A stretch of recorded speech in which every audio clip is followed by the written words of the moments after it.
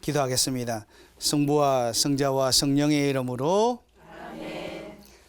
주님, 저희는 언제나 정의로운 세상을 꿈꿉니다. 그래서 옳고 바른 잣대를 갖고 있습니다.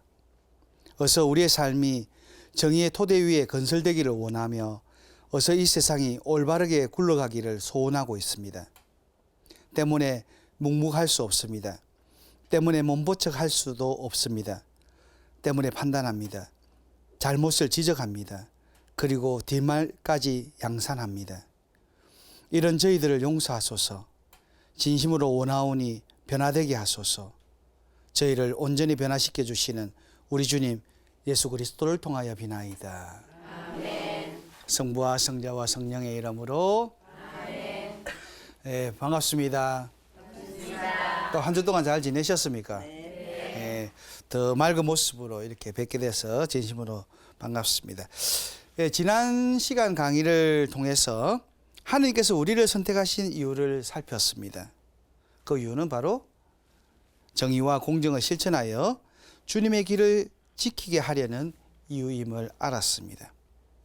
그런데 한 주 동안 이렇게 살아가면서 실천해 보니까 쉽지 않지요. 왜 대답이 영 시원찮지? 까먹었나? 말처럼 쉽지 않습니다.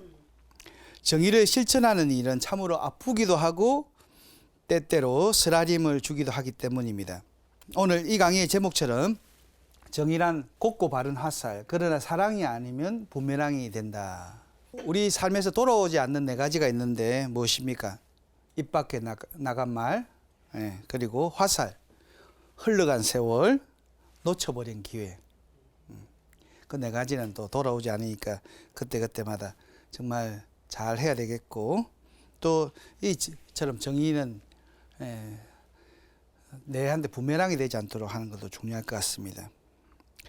언젠가 매일미사에 실린 성경이 저는 싫다고 말한 적이 있는데 요즘도 그 생각은 변함이 없습니다. 그럼 반가운 소식은 이제 이번 대림 때부터 매일 미사 통상문이 이렇게 나옵니다. 그러면 이제 좀 두껍게 되는데 그 안에 다 그것을 이제 또 하나씩 다 지침하시고 또 이렇게 들고 다니시면 좋겠습니다. 그리고 또 성경을 사실 들고 다니는 그런 습관도 중요합니다. 그래도 저는 비교적 매일 미사책을 꼼꼼히 읽어봅니다. 왜냐하면 하루를 다짐하기에는 그보다 적합한 책을 아직 찾지 못한 까닭입니다. 매일 미사에 선정된 신구약 성경과 하답송이 마음에 확 들어와 하루를 이끌어준다는 것을 자주 체험하기 때문입니다. 또 이야말로 통독에서 느낄 수 없는 큰 선물입니다. 통독은 또 쭉 읽지만 또 이렇게 매일 미사에 또 선정된 독서와 또 복음은 또 이렇게 교회가 정해줬고 그러면서 오는 또 은혜는 있는 것 같습니다. 인간의 시간을 살지 않으시는 주님께서 제시하는 사랑이 수천 년 동안 한결같으심을 확인하게 되는 매일 미사의 구절들을 참으로 살아계신 주님의 음성으로 듣게 되어서 저는 또 이렇게 착실히 읽는데 미사 때만 들고 가지 마시고 또 매일 아침에 일어나면 잘 읽으시지요. 네. 참 우리 신자들 열심히 잘 사시면 참 잘 사시는 것 같아요. 읽고 또 이렇게 하루에 말씀을 되새기고 한다는 것은 나침판을 가지고 살아가는 삶인 것 같습니다. 지난해 10월로 기억되는데 제 1독서 말씀이 갈라디아서였습니다.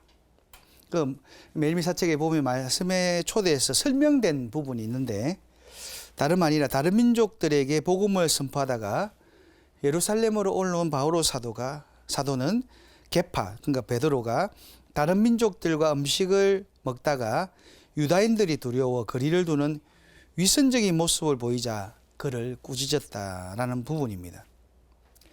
그러니까 이 내용을 봐서는 바오로 사도가 당신은 유다인이면서도 유다인으로 살지 않고 이민족처럼 살면서 어떻게 이민족들에게는 유다인처럼 살라고 강요할 수가 있다는 말입니까? 라고 베드로를 핀잔 준 그 일이 마치 예루살렘에서 일어난 것처럼 오해하도록 적혀 있었습니다. 그죠?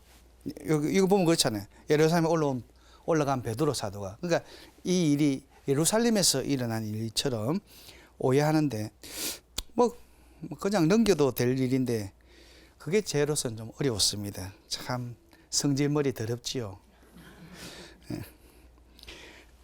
하지만 그 일은 베드로가 안티오키아에 방문했을 때 벌어졌다는 사실이 성경 본문에서도 나옵니다. 예. 바오로 사도가 갈라티아 신자들에게 바르고 곧은 주님의 길을 설명하면서 지난 사건, 즉 교회 수장인 베드로 사도마저도 옳고 곧은 모습을 보이지 못한 것을 보면서 가차없이 지적질을 했다는 이야기를 들려주었다는 게 자꾸 생각났던 것입니다. 사실 멜미사의 그 부분이 언제부터 그렇게 쓰여진지 모릅니다. 꼭 그 일을 확인할 필요를 느끼지도 않습니다. 어쩌면 주님의 은혜는 잘못된 것을 일일이 고칠 때에만 얻을 수 있는 것이 아니니까요. 그곳에 슬쩍 그런 잘못된 설명이 기록되도록 허락하신 주님의 뜻도 있으리라고 짐작됩니다. 왜냐하면 주님께서는 죄마저도 은총의 도구로 사용하시는 분이시기 때문입니다.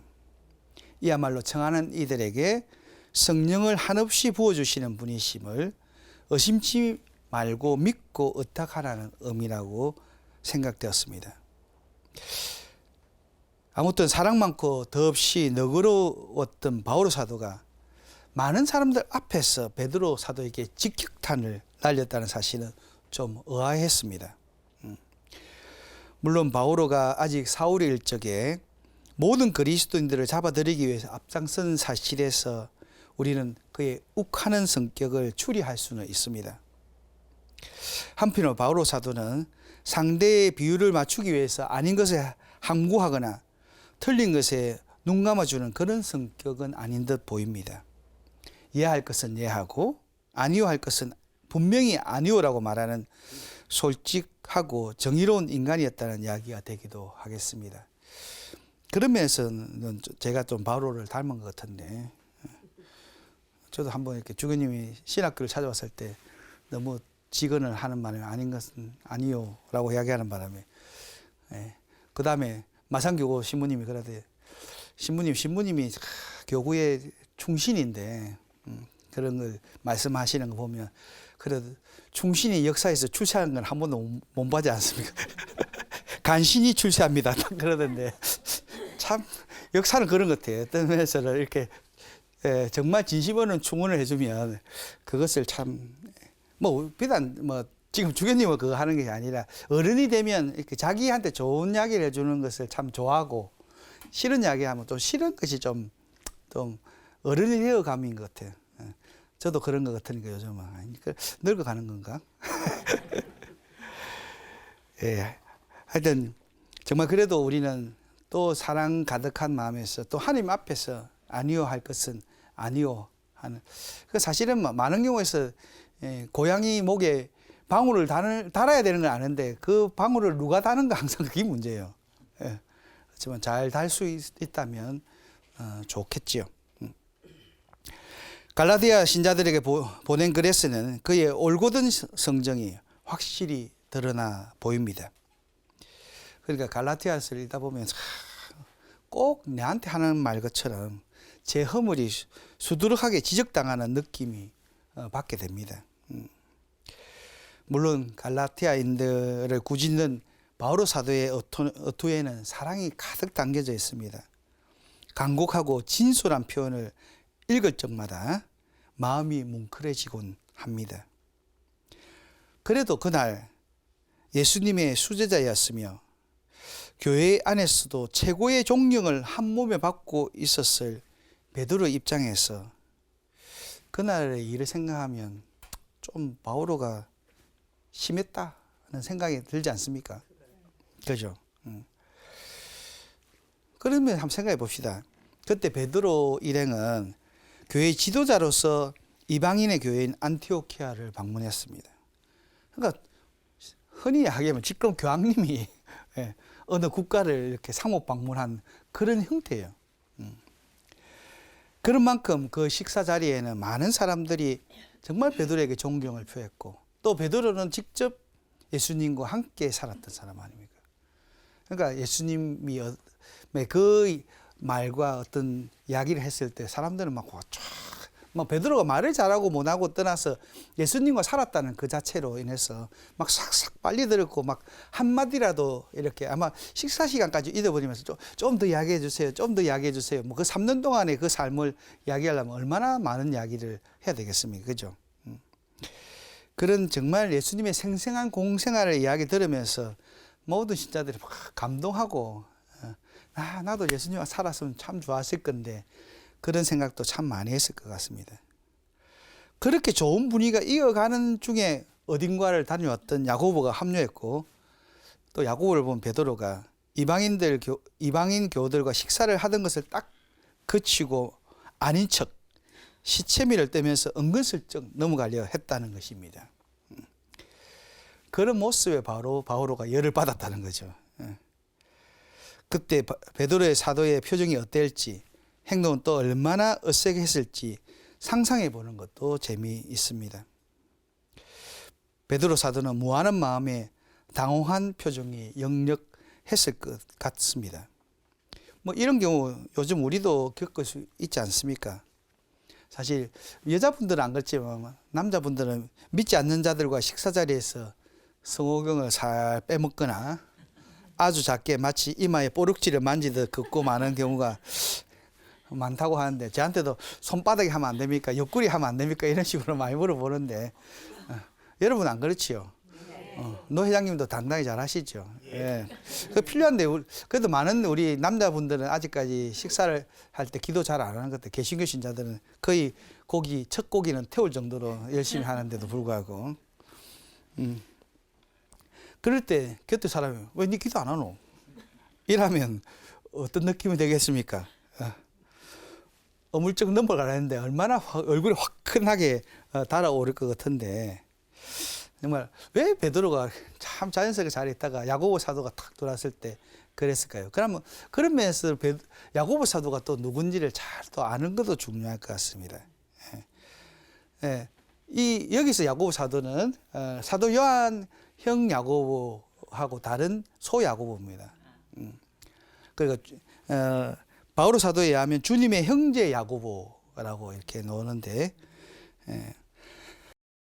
그는 알페오의 아들이자 십자가 밑에 있던 어느 마리아의 아들이며 예수님의 사촌이었을 것이라고 추측합니다. 그러니까 주님과의 인적 관계에 있는 제자였기에 당연히 사도들과 또 이렇게 초대교회 신자들에게 존경과 신망을 받았으리라는 짐작이 가능하죠. 그죠? 안 그렇습니까? 우리가 사실 뇌물을 주지 않는 거라도 친척이다 이러면 사촌이다 뭔가 이게 있는 것처럼 느껴지지 않겠습니까? 그리스도를 향한 사도적인 편지인 야고보서도 또 이 소 야고보 사도의 이름으로 이렇게 붙이고 있습니다. 그런 걸 봐서라도 교회가 그의 지혜를 높이 산다는 사실을 증명해주고 있습니다. 또 야고보서 여러 표현을 통해서도 그의 성정이 따뜻하고 사려 깊은 분이라는 것을 생각하게 됩니다. 그리고 언젠가 강의했던 필리포 사도와 함께 같은 날 순교하지는 않았습니다. 그리고 또 성천 후에는 각자 다른 지역에서 했는데도 묘하게 같은 날 이렇게 축일을 지내고 또 같이 로마의 12사도의 성당에 이렇게 묻혀져 있는 것도 또 묘합니다. 왜 그렇게 아마 유해가 아마 같이 있어서 그렇게 한 것 같습니다. 아무튼 저는 그날 이야기를 굳이 전하는 바오로 사도의 마음을 살피게 됩니다. 그러니까 이거 루카에도 없고 다른 데도 없는데 바오로만이 직접 이 이야기를 전합니다. 그리고 이후 베드로 사도가 어떤 유감을 표했던가 하는 따위의 뒷이야기가 없는 사실에도 주목하게 됩니다. 바오로 왜 굳이 그렇게 꼭 했어야 되노? 할 수도 있었는데도 그런 이야기가 없었다는 겁니다. 물론 성경이 이래 시시콜콜 뒷담화까지 다 적을 수 있는 건 아니지만 그래도 베드로의 무슨 말이 있었다면 아마 그냥 흘려보내지 않고 뭔가 기록을 해놨을 것 같습니다. 베드로의 기분이 대단히 무척 안 좋았다든지 이런 식으로. 그리고 이 사실이 루카가 아닌 바오로 사도의 글에서 드러나는 것도 흥미로운데 어쩌면 루카가 이 일을 전했다라면 좀 더 객관적인 표현을 사용했을 것도 같고 이후 상황도 자세하게 좀 알려주었을 것 같은데 참 아쉽습니다. 그죠? 그러니까 어떨 때 성경 읽다 보면 참 이렇게 좀 더 가르쳐 주지. 딱 호기심만 다 이거 뭔가 궁금하게 하면 딱 안 적어놔니까 이렇게 상상을 자꾸 할 수밖에 없는 것 같습니다. 이건 순전히 제 느낌입니다만 바오로 사도에게는 욱하는 성급함이 있었던 게 아닐까 싶습니다. 에이, 좀 참았다가 모험이 끝난 후에 어른들끼리 문제를 삼으면 될 것을 그럼 좀 더 점잖게 됐을 건데 라는 생각도 듭니다.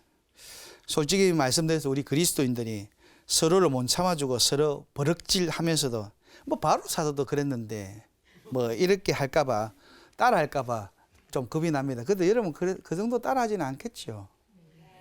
아이고. 또 성경 말씀 무슨 따라해야 된다고 다 따라하지는 않구나. 역시 지혜로우시네. 그래서 이래서 애들 앞에는 찬물도 못 마신다는 말이 있는데 시제 말로 바오로 사도가 장가가 못 간 생속이라서 그랬구나 하고 이해하고 넘어가 주시기를 바라게 됩니다. 정말 생각해 보면 욱하는 성격은 사실 베드로의 성격입니다. 불쑥하면 나서고 앞장서는데 둘째가라운 서러운 인물입니다.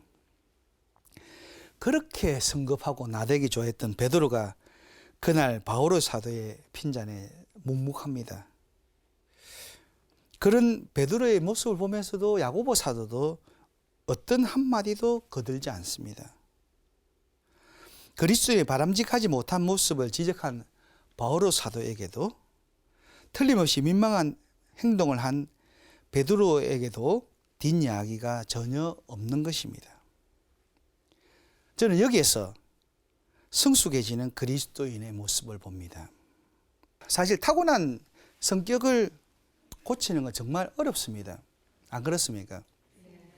여러분도 다 뭐 냉정하게 딱 따지면 내 성격 이런 성격은 바꿨으면 좋겠다 하고 대부분 내성적인 사람은 외형적인 성격으로 또 외형적인 사람은 내성적인 성격으로 좀 바꾸면 좋겠다고 하지만 그게 바꿔집니까? 안 바꿔지는 것 같아. 근데 놀랍게도 저는 굉장히 내성적이었는데 지금은 좀 외향적으로 바뀌었다고 하지만 사실 저는 이 강론대 쓰면 이렇게 말하는데 별로 어려움이 없는데 강론대 내려가면 좀 부끄러운 것 같아. 그러니까 그 안에서 잠재됐던 어릴 적의 내성적인 성격은 또 갖고 있다는 거예요. 그죠? 그리고 그것을 내가 바꾸려고 할 필요 없이 정말 하느님께서 내한테 주신 성격이 내성적이고 외향적이라면 다 뜻이 있을 거라는 거예요. 그럼 그 안에서도 좀 하나님께 또 변화시켜 주실 것이니까 정말 있는 그대로 뭐 좀 한마디로 자기 꼴대로 사는 거죠. 꼴대로 살아가면서 그 꼴을 또 하나님께서 새롭게 형성해 나가도록 바라야 되는 거지. 내가 자꾸만 이런 모습 저런 모습 요구할 때 오는 그런 어려움들, 그런 변화되지 못할 때 포기하는 모습도 많아지는 것 같습니다. 그러니까 침착하게 정말 하나님께 내게 주신 이 성격이니까 하나님이 변화시켜 주시겠지 하고 또 맡기면 또 하나님께서 해 주시리라고 믿습니다. 정말 생각으로는 간절한데 그만 그 기질을 버리지 못합니다. 남을 판단하는 게 기본이고 남의 일에 이래라 저래라 옳다 그러다 하면서 간섭하는 경우도 정말 많습니다. 또 어떨 때는 뭐 좀 간섭해야 될 때도 간섭 안 하는 분도 있고 얼른 주님의 뜻을 생각해서 침 한번 삼키고 말을 아껴야겠습니다. 사실 복음에서 군중들은 예수님의 말씀이 어려워서가 아니라 영적 생명에는 관심이 없었고 오로지 현실에서의 기적만 바랬기 때문에 투덜거렸습니다. 아마 예수님께서 계속 끊임없이 기적을 행했다. 아마 정말 더 많은 군중이 따랐겠지만 그 기적 넘어서 예수님을 바라보지는 못할 수도 있을 것 같습니다. 그죠? 또 예수님은 한 번도 자신을 위해서 기적을 하지 않았습니다. 항상 이웃을 위해서 베풀어 준 기적을 했지 당신 자신을 위해서 기적을 어느 부분에도 하지 않지 않았습니까? 영원한 생명을 바란다면 고통의 의미를 이해해야 합니다. 내가 도무지 받아들일 수 없는 고통과 시련을 당하더라도 이를 극복하는 성숙한 신앙을 가져야 합니다. 나의 고통 속에서 주님과 이웃을 새롭게 발견해야 할 것입니다. 그런 면에서 어떤 면에서 고통을 사랑의 연금술이라고 하잖아요.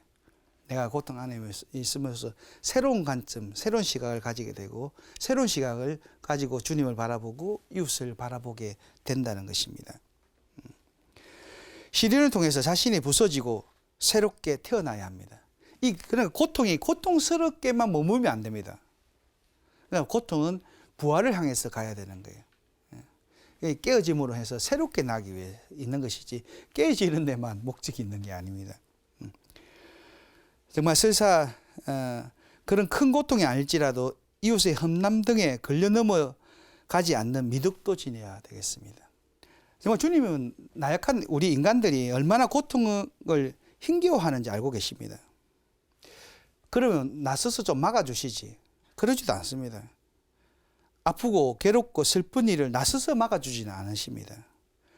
오히려 고통을 통해서 자라나기를, 그리하여 성숙해지기를 원하십니다. 이 이해할 수 없는 섭리 앞에서 인간은 소수무책입니다. 그래서 하나님께 당했다고 생각합니다. 모든 고난은 주님께서 주신 것이라고 진단합니다. 마침내 하나님은 사랑이 아니고 폭군이야 라고도 단정하기도 합니다. 인간을 압도하시니 믿는 모양새를 갖추어 지낼 뿐, 인간보다 우세하시니 입을 꾹 다물고 있을 뿐 마음은 벌써 딴 곳으로 향합니다. 그분의 사랑을 도무지 느끼지 못하는 겁니다. 그럴 때 우리는 주님의 심정을 떠올랐으면 좋겠습니다. 그분께서는 우리에게만 참고 견디라고 요구하지 않았다는 사실을 명심하기 바랍니다. 당신께서 먼저 세상에 갖은 고통을 당하셨다는 사실을 기억하기 바랍니다. 주님께서는 나에게만 유독 인내하고 희생하고 용서하고 사랑할 것을 명령하신 것이 아니라 당신이 손수 먼저 사랑을 살아내셨다는 것입니다. 힘든 우리 곁에서 힘을 주시고 고통당하는 우리 안에서 함께 앓으시면서 우리가 시련에서 벗어날 길도 마련해 주십니다.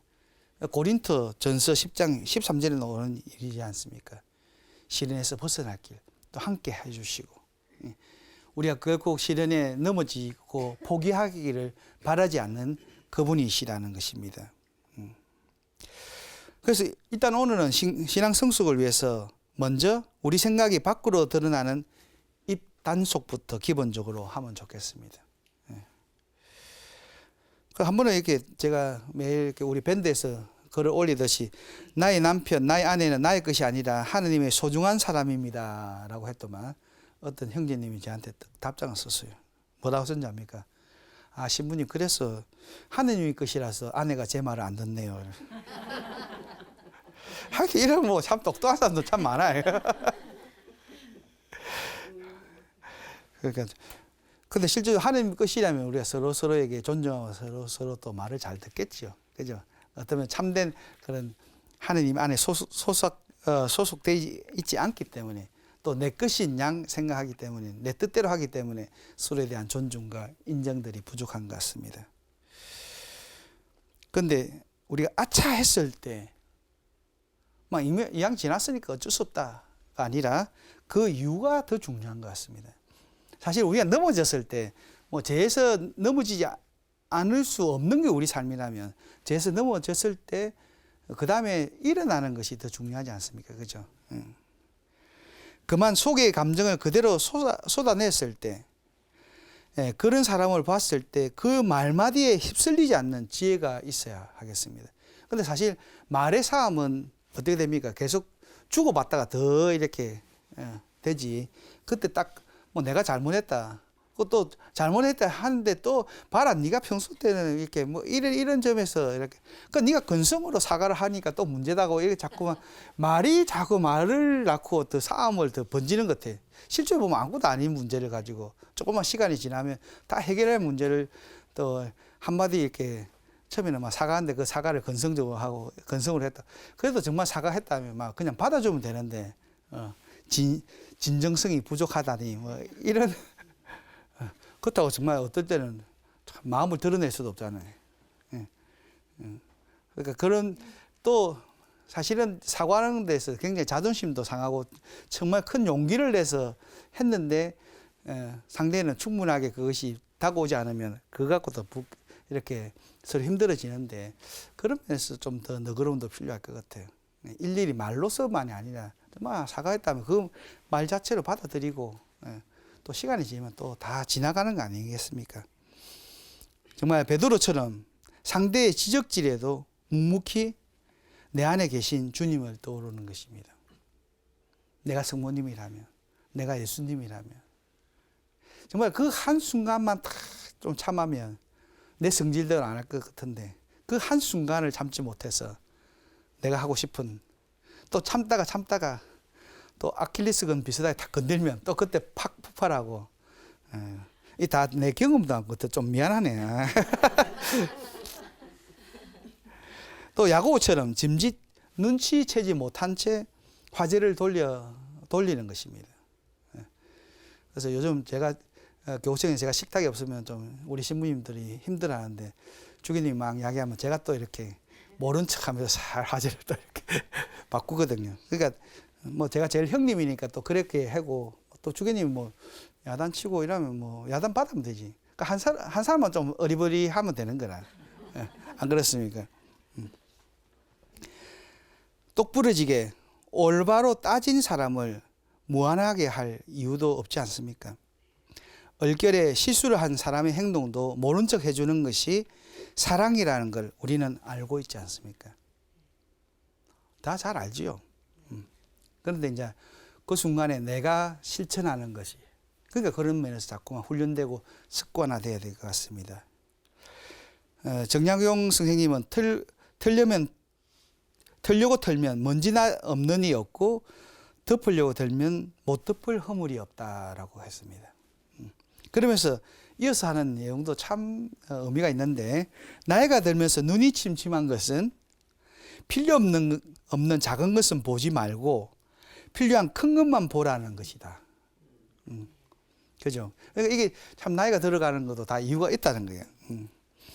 또 이가 시린 것은 연한 음식만 먹고 소화불량 없게 하려 함이고 걸음걸이가 부자연스러운 것은 매사에 조심하고 멀리 가지 말라는 것이고 머리가 하얗게 되는 것은 그 제보고도 염색하는 사람들이 제법 있는데 뭐 자연스럽지 않나요? 그렇죠. 이 하느님이 부리지는 건데요. 그래도 그러니까 머리가 하얗게 된 것은 멀리 있어도 나이 든 사람인 것을 알아보게 하기 위한 조물주의 배려이다라고 해요. 정신이 깜빡깜빡거리는 것은 살아온 세월을 다 기억하지 말라는 것이고 지나온 세월을 다 기억하면 아마도 머리가 핑 하고 돌아버릴 거다고 이야기해요. 그러니까 좋은 기억, 아름다운 추억만 기억하라는 것이다. 바람처럼 다가오는 시간을 선물처럼 받아들이면 된다. 가끔 힘들면 한숨 한 번 쉬고 하늘을 바라고 멈추면 보이는 것이 참 많습니다라고 결론 내렸습니다. 그죠? 어쩌면 젊을 때 막 바쁘게 살다 보면 하늘을 한번 바라볼 여유가 없는 것 같아요. 그죠? 벚꽃철이면 좀 벚꽃도 참 보러 갈 수 있는 그런 시간들도 사실 보면 참 이렇게 그러면 주일 같은 데를 보면 길이 막힙니다. 제가 있는 항령산에도 뒤에 벚꽃이 굉장히 유명한데 가면 길이 막히는 거라. 그래도 좀 한편은 저렇게 벚꽃 구경 열심히 가는데 왜 주님 구경은 잘 안 가지 하는 생각. 자꾸 갈수록 성당이 텅 비고 있는 그런 텅 비거는 좀 그래도 자꾸 신자들이 뭐 벚꽃 구경하고 뭐 단풍놀이 가고 이러면 빌 때 참 마음은 저는 아픕니다. 어쩌면 그날 일이 너무 아파서 야고보는 자기 글에 우리 모두 많은 실수를 저지릅니다. 누가 말을 하면서 실수를 저지르지 않으면 그는 자기 온몸을 다스릴 수 있는 완전한 사람입니다. 말의 입에 재갈을 물러 복종하게 만들면 그 온몸을 조종할 수 있습니다. 우리는 이 혀로 주님이신 아버지를 찬미하기도 하고 또 이 혀로 하나님과 비슷하게 창조된 사람들을 저주하기도 합니다. 같은 입에서 찬미와 저주가 나오는 것입니다. 나의 형제 여러분, 이래서는 안 됩니다. 라고 엄하게 일러주신 것이 아닐까 생각하는 오지랖을 펼쳐보기도 합니다. 또 야고보서는 그 이야기도 하지만 같은 운물에 어떻게 선물과 단물이 동시에 날 수 있나. 그러니까 우리가 이 말에서도 찬미하는 입이라면 저주를 하고 욕을 하고 뭐 이렇게 나쁜 말을 하는 그런 것은 사용되지 않아야 된다는 이야기를 정말 많이 합니다. 그러니까 그런 점에서 정말 대대로 우리는 입을 잘 지키라고 합니다. 맹렬한 불길이 집을 타버리듯이 입을 조심하지 않으면 입이 불길이 되어 내 몸을 태우고 맙니다. 입은 몸을 찍는 도끼요 몸을 찌르는 칼날입니다. 내 마음을 잘 다스려 마음의 문인 입을 잘 다스려야 합니다. 사실 이 마음 안에서 이게 나오는 거 아닙니까? 그죠? 그러니까 마음을 잘 다스려야 됩니다. 지금은 통제 능력이 있지만 나중에 치매 걸리면 또 다 나올 수도 있으니까. 그 치매 안 걸려야 되죠. 치매 안 걸리기 위해서는 정말 끊임없이 하나님께 이렇게 찬미하고 감사하고 그죠. 그래 어떤 면에서 치매라는 이야기도 사실 현대가 낳은 병인 것 같습니다. 옛날에는 뭐 일찍 죽었으니까 이게 생명이 늘어나면서 생기는 병인데 그렇다면 정말 어쩌면 잘 죽는 훈련을 하고 그런 면에서 우리의 평소의 삶의 생각들을 잘 이렇게 그래 만일 예를 들어 치매가 걸려서 늘 하나님 찬미합니다. 성가만 부르면 괜찮은 치매 아닌가요? 그러니까 그런 면에서 내 마음 안에서 잘 다스릴 수 있는 특히 제가 이렇게 여러분의 모든 성사 내용을 발휘하려 하지 않도록 여러분 나를 위해서 기도 잘해야 됩니다. 신부님들을 위해서 기도도 잘해야 되고 또 마음이 입을 다스리고 그죠? 입을 잘 다스림으로써 자의 마음을 다스리게 됩니다. 앵무새가 아무리 말을 잘한다 하더라도 자기 손에는 한마디도 할 줄 모릅니다. 그죠? 사람도 아무리 훌륭한 말을 잘한다 하더라도 사람으로서 갖추어야 할 예를 갖추지 못한다면 앵무새와 다를 바가 뭐가 있겠습니까? 새치의 혓바닥이 6자의 몸을 살리기도 하고 죽이기도 합니다. 그러니까 우리는 그런 면에서 항상 보던 데서 안 보든지 사람들을 살리는 긍정적인 이야기들을 항상 해주는 것이 필요할 것 같습니다.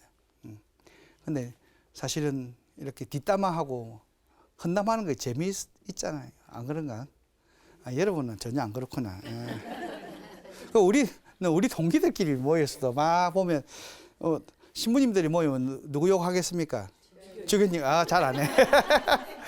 근데 저는 주교님과 같이 사니까 참 이렇게 주교님의 이렇게 뭐 잘한다고 못하나 떠나서 그 자리가 참 힘들다는 생각이 참 많이 들어요. 그래서 제가 막 하다가 좀 변호하다가도 안 되면 네가 주교해봐라. 니는 그 정도 하겠나. 그럼 대부분 그만해요. 왜냐면 그 자리가 정말 힘든 자리예요.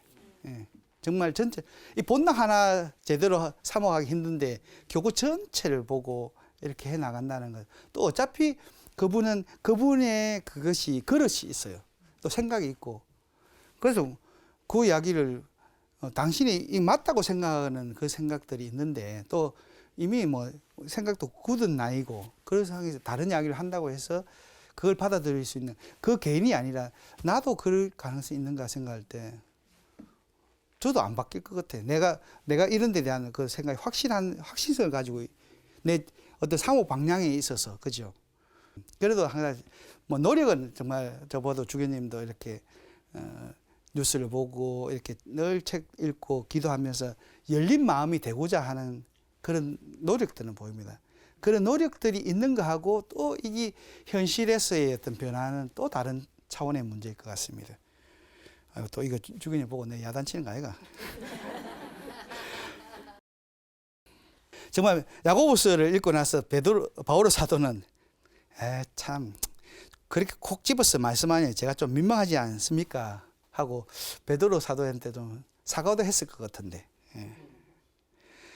정말 그래도 이렇게 이런 이야기들을 해야 되고 아이들한테 철학을 가르치고 성경을 가르쳐야 될 이유도 또 하나님에 대해서 말해야 될 이유도 누군가에게도 아무도 가르칠 수 없는 상황에서 하나님과 함께 생각을 나누고 스스로 판단하여 해야 되기 때문입니다. 그러니까 사실 성경을 읽고 기도하고 이렇게 생각하도록 만들어준다는 것은 그렇잖아요. 지금 어릴 때는 같이 있을 때는 일일이 이야기를 해줄 수 있지만 나중에 아이들이 크면 그 상황 안에서 혼자 생각해 판단해야 될 경우가 많습니다. 그죠?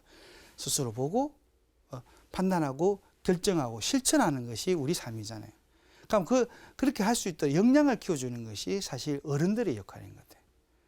그러면 함께 어릴 때부터 함께 생각 무조건 다 해주고가 아니라 할 수 있도록 지켜봐 주는 거. 사실 부모가 있을 때 실수를 해도 괜찮은 거예요. 잘못해도. 안 그렇습니까?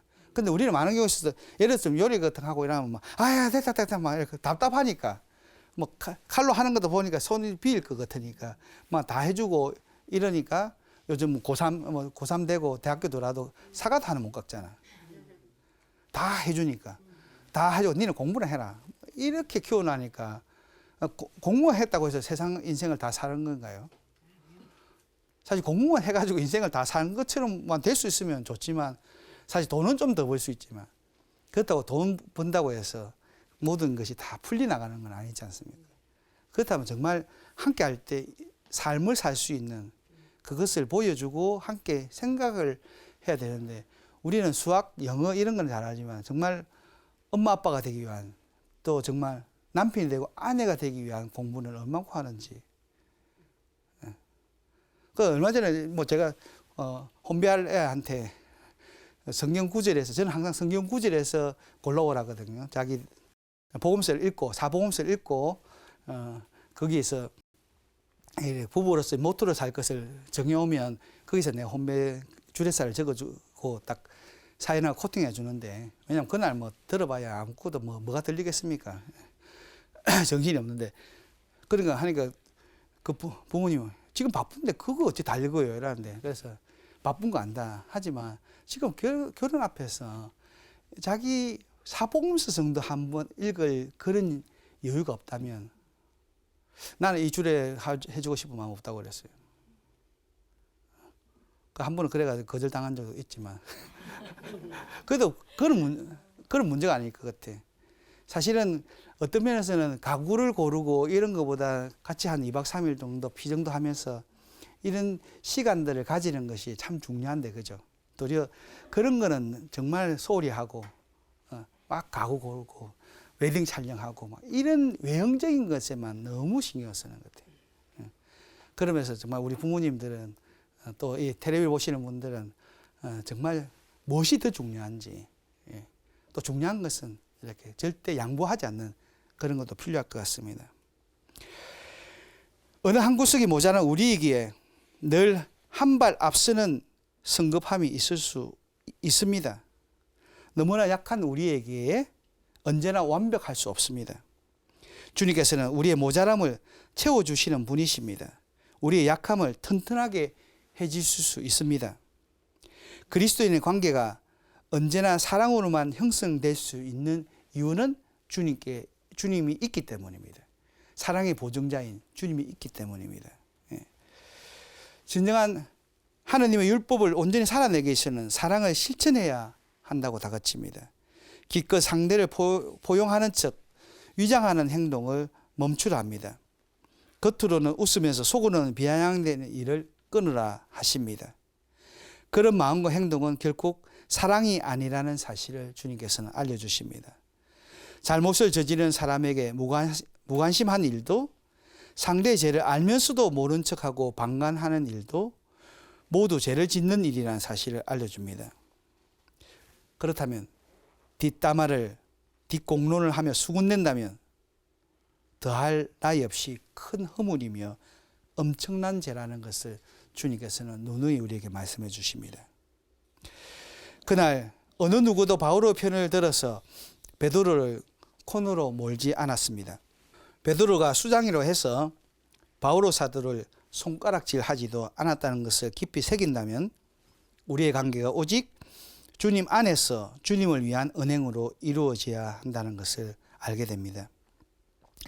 그러면서 프란치스코 교황님께서는 끊임없이 관계를 중요시합니다. 관계를 맺기 위해서는 나 자신에서 벗어나 상대를 향해 나아가야 만남이 이루어집니다. 또 좋은 만남을 가지려면 대화로 그칠 것이 아니라 나 자신의 상대의 무거움을 몸소 짊어지면서 상대방과 하나가 되어야 합니다. 그러면서 이렇게 만남을 하고 관계를 맺는 것이 우리 시대의 도전이라고도 교황님이 말씀하시는데 실제로 요즘 아이들을 보면 갈수록 그런 만남들이 잘 없는 것 같아요. 그죠? 카페 앞에 가도 전부 다 만나 커피 한 잔 시켜놓고 각자 스마트폰으로 그것도 카톡을 해가지고 감 어디 갔고 이런 식으로 앞에 앉혀놨고도 그렇게 하는 것 같은데 이 사실 공간적으로 같이 있어도 그런 만남이 없어지는 시대가 될 겁니다. 지금 우리도 참 그런 경향이 있는데 우리 아이들은 더 그럴 건데 그러면서 정말 관계를 맺는 것은 어떤 계약이나 뭐 어떤 일에 아니라 정말 인격적인 만남을 하고 하는 그런 하나의 큰 도전이 될 것 같습니다. 그런 면에서 정말 교황님께서 끊임없이 벽을 쌓아서는 안 되고 다리를 넣자라고 이야기합니다. 그런데 우리는 어떤 면에서 자꾸만 지식을 쌓고 많은 알물을 알수록 벽을 더 쌓는 것 같아. 그리고 또 막 저 사람은 막 그렇고 막 이렇게 딱 하고 막 저 사람은 상종 안 하는 게 낫지. 막 저 사람 그래 이렇게 하면서 판단하고 벽을 탁탁 치버리는 겁니다. 그런데 그 벽을 허물어 버리고 다리를 놓자라고 이야기를 합니다. 그러니까 어떤 면에서 우리는 친교의 다리를 놓는 것이 그리스도인인 거예요. 은행이 일치하지 않는 신앙인을 보고 실망하고 그리스도인의 제자들은 모두 완벽한 사람일 것이라고 기대하는 것은 잘못된 생각입니다. 그럼 교회에 대해서도 실망하지 말고 두려워하지 마십시오. 오히려 서로 단단하고 강해져야 합니다.